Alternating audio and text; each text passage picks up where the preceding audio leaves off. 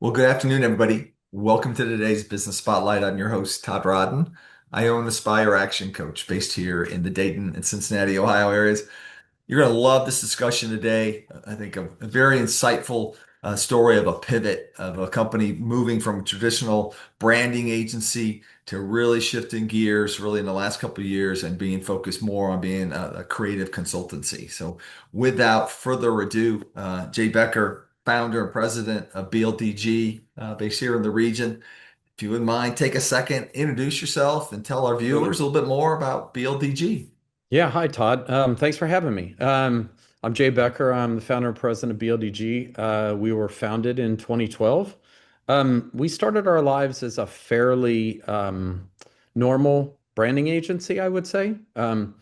Myself and two other partners, we had an unfortunate death of one of the partners, and then another partner that just kind of saw some other opportunity. Um, and so, I kind of carried it forward.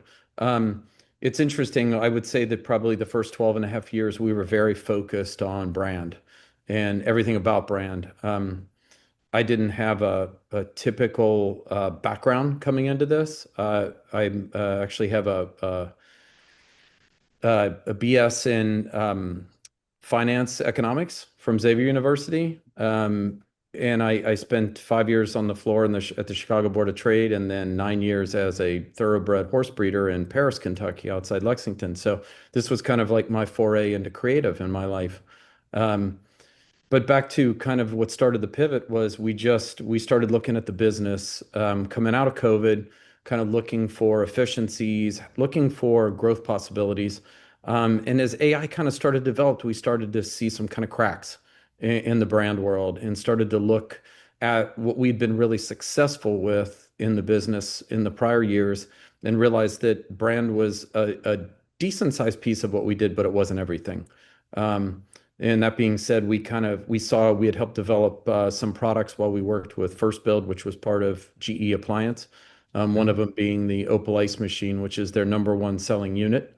We named it, branded it, packaged it, helped them bring it to market through a really crafty Indiegogo campaign that they had never used, while also creating some brands for the Visit Lex, the CBB, and Lexington. We did the Blue Horse, and then creating some other pieces of puzzle that were kind of outside the brand world. And so as we looked at that, we thought this might be some clean white space for us going forward, and that's kind of where we landed. We've moved towards that.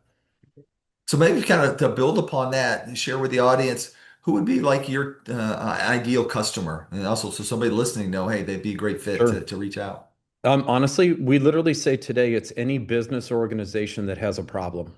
I mean, to really super simplify it, like what we find is that creativity is kind of the solution or the problem-solving mechanism to any organizational or business problem. I mean, projects we're working on. I mean, we're working in the city you're located in right now to help them rethink downtown Dayton, working with DDP. We're helping a old children's home convert themselves into a full-blown behavioral health company, um, and starting to work with an IT company, IT cyber company that sees themselves as an AI company, but understanding that cyber and IT fit under that, but not as a full product mix, but as all the different pieces, but AI the driver. So stuff like that. Companies that are looking for giant transformations or small organizations that just have intricate problems that they've never been able to fix. Okay. Great, great examples. Thank you for going a little bit deeper there. So I'm You're welcome. curious, what makes your group then, BLDG, unique? What may be different about your approach and that you wish more people knew about? Yeah, great question. Strategy and insights, and it's not just like typical brand strategy. It's business acumen mixed with like big picture thinking. I think that's kind of the moniker we always had. We always had this, if you've got a problem, BLDG will fix it for you. And so we've kind of leveraged that. But, we have fewer and fewer designers on staff every day and have, mix and match models, but found that like we have such a tight creative organization that literally is looking for those big items to fix. So I always love it when I get the opportunity to speak to creative agencies, branding firms, marketing firms. what are the marketing channels and techniques that have the most fruit for them? So here's what's been most successful for you? What have you learned through that?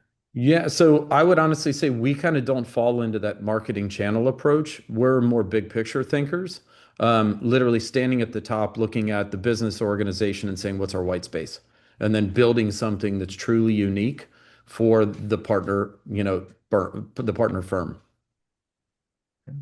Could be brand, could be just business solve, could be messaging strategy. It's the different pieces of the puzzle. We don't typically do any type of performance marketing. That's kind of not our bailiwick, but we are the people that put together the content and the purpose why.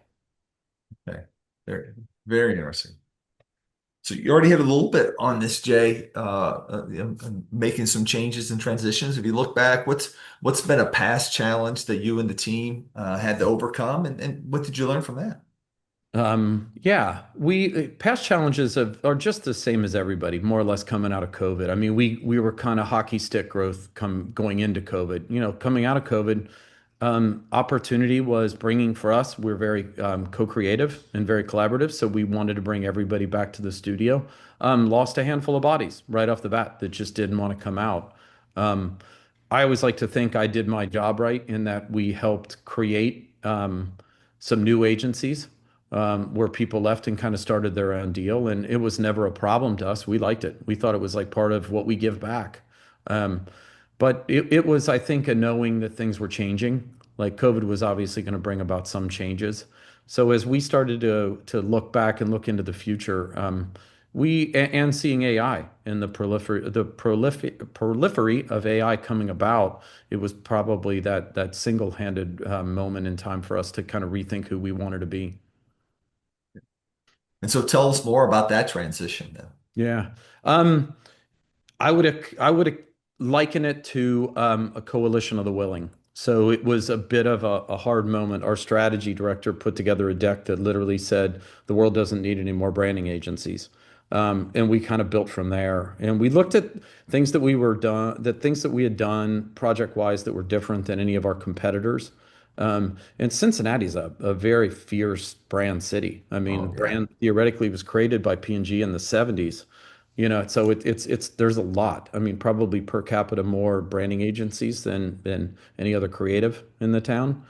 But I think that we saw ourselves more as insightful business people that could use design to solve problems or grow businesses. And that's kind of how we look at it today. That's why, we kind of call ourselves a creative consultancy because at the core of everything we do is creativity. But really, where we see our product today is we're full-blown consultants. Like we don't want to go in and own everything for a project. We just want to help with the problem solve or the big build. So that's kind of managing through recognizing that need to change, right? Mhm. All right, Yeah. and a lot, still kind of in it maybe, but as you look forward, right, it's kind of out the front window. What do you see as a challenge on the horizon, and what are you doing to prepare for it? I think I'll say first what I see is the opportunity. I think the opportunity is every business organization has a problem. So our universe was probably this big in the day. It was kind of like, I'll quote my designers, Jay always finds us the cool projects. There were only this many cool projects out there. There are this many businesses with problems. Yeah. Could be a city with a problem, could be you name it. We're kind of there to help. Challenge will always be respecting creativity for what it can do. Like that's the biggest challenge I've always had. It's hard to sell creativity. It's knowledge works, and Mhm. some people get it and some people don't. Or some people maybe they just don't want to. So how do you get those best prospect connections then for you? Um, we sell hard. I mean, we literally we kind of we look at the universe and figure out who we were best equipped to help. We've been very fortunate to have done a lot of projects over 13 years, to the point where it's a lot of word of mouth work. But I think now more than ever, it's like helping people to understand that there's somebody there that can help them out. Because we live in a weird world. We don't really just fix brand problems. But we don't just fix business problems. So I would always say Mhm. we're not a typical branding agency, but we're not Deloitte either. We're kind of in between. Okay. Unique positioning. So where do you see the business going from here? If you look 5, 10 years down the road? What do you see? Yeah. So, I mean, this year alone, we're probably at half the staff that we have, with a purposeful understanding of where we wanted to get to. Um, we're putting together still the perfect team going forward. And I know perfection doesn't exist, but we're putting forth to find the best team to kind of like meet the needs of all our clients exactly where they are. Um, Probably looking at a strong revenue growth this year with half the body. So probably Mhm. looking towards probably one of our best financial years. Um, but I think it's part and parcel to where the world is today. There's a lot of problems, and there's fewer people that want to try to solve them. And so I think that when we look at like what growth looks like, at the problems are going to continue to exist and continue to grow. It's who are those that are willing to step in and help. So that's kind of our white space. Okay. So as you are living through that transition, that pivot, kind of change in focus, you talked about you've done some things, changes on the team. As Mhm. you look forward, what do you think are, some of the strengths on the team you're going to need to build, or some other skills you're going to need to bring into the organization? It the skills are becoming less and less what we used to see as the value adds. It's fewer graphic designers, more multidisciplinary designers, more strategy people, more people that look at the world through a different lens than other people. Um, we've always been very fond of, the system of design thinking because it does kind of bring different skill sets to the table, but it also looks at holistic problems starting with what's the problem we're solving and then let's solve it together. So I think that, that's a challenge, finding the right bodies for what we need. Um, we have people on staff that are fine artists, or had some other, or myself, my background's finance economics. Um, but I think it's using a multidisciplinary approach to creative problem solving. And I know I keep saying that. It probably sound like a broken record. It's interesting though. I mean, that really is the mechanism for success for us. So, talked about some of the changes you see in skills on the team. Hey, less of this, more of that. Mhm. All that though comes on. Hey, you're able to find those right type of players or the right skill sets or the right kind of other attributes. So, what have been your keys to finding that talent and also to retaining it? It's very competitive. Yeah. I'll start with keys to retaining it is we have a great workspace. I mean, it's very creative. I always invite anybody that's ever in Covington or coming through Covington, Kentucky, stop at BLDG. It's an interesting place. It's very full of energy, and you just kind of feel the creative element when you walk in. 3 floors of opportunity. I always like to look at it as. Um, as far as the people, I think that what we've embraced, there is a gig culture out there, especially in creative, and we've really embraced that. Like coming into the business, not being a person from ad or brand or any other the pieces of creative world, um, I was a bit afraid of that, so I tried to front end load the firm and hire a lot of creatives right off the bat, mostly graphic designers. It worked for the moment. It worked until it didn't work anymore. And I think now we're really a series of thinkers and creators who are managing teams. And the teams we use a solid amount of freelancers or freelance work to help us kind of get the best and the brightest on any single project with us. So I'm curious, Bill. A lot of folks, use some contract type support, Mhm. different industries. But how do you kind of keep things cohesive and still the you've got kind of the team mindset working together, collaboration, but also kind of the culture reaches beyond the folks in your Yeah. four walls too, right? Yeah, and it's sad. We're using designers from all over the country right now on projects. It is hard. I mean, I think our fortunety's been that we had a really strong portfolio of work prior to this. So if I run into or am introduced to a particular designer or strategist that is working in a freelance kind of capacity, they're intrigued with the work we've done in the past. And I think they become more and more intrigued when we sit down and talk about the kind of the work we want for the future. They see that as opportunity. So I think that that's a culture build for us. There's also this nature of, hey, we want to work in the building because we've seen the kind of work that comes out of it.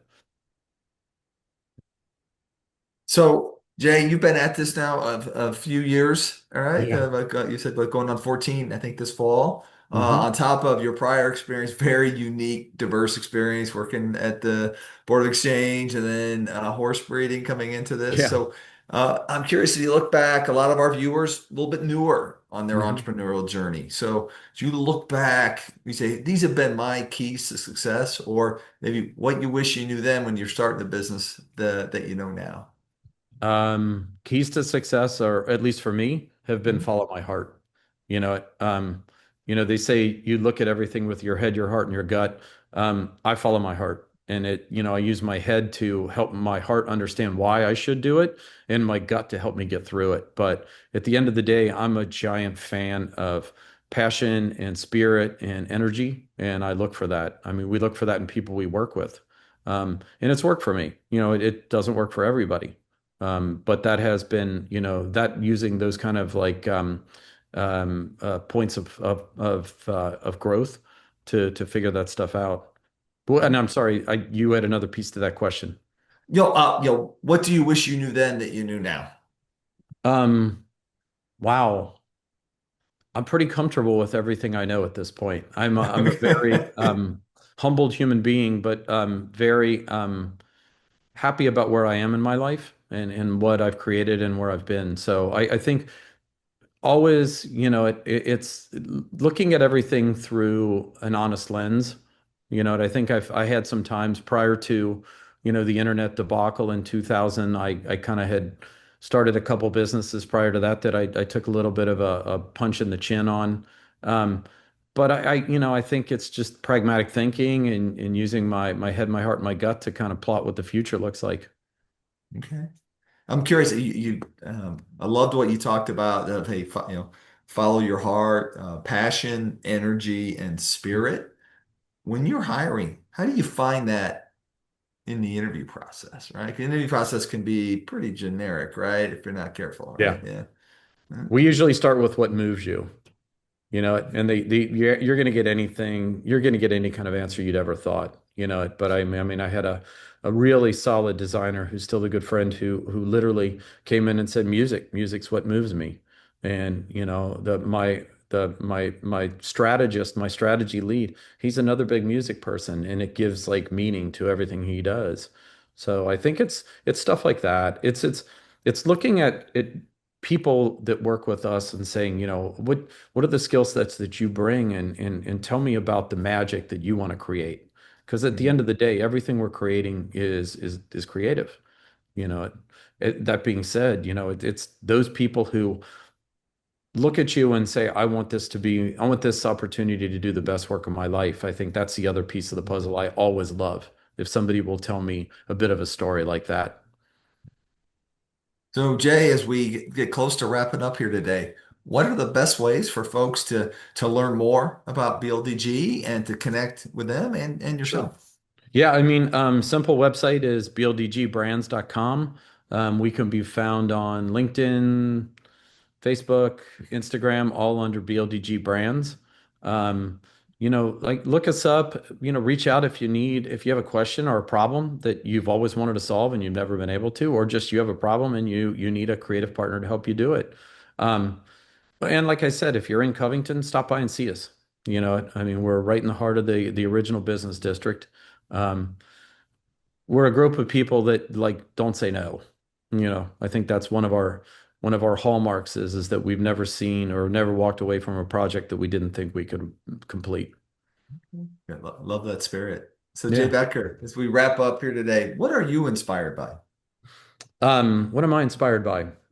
I think you kind of told me you were going to throw this at me, and I was trying to think into it, You but were warned. um, I think what inspires me is energy, and energy and passion. And I think the moment that we're at in the world right now possesses a lot of problems and a lot of big problems that are being looked at by everybody, and we're all trying to figure out what it is. And I think the thing that inspires me is when people say, I'll give this a shot, or let's Mhm. try this, or let's do something, rather than just kind of bemoaning it.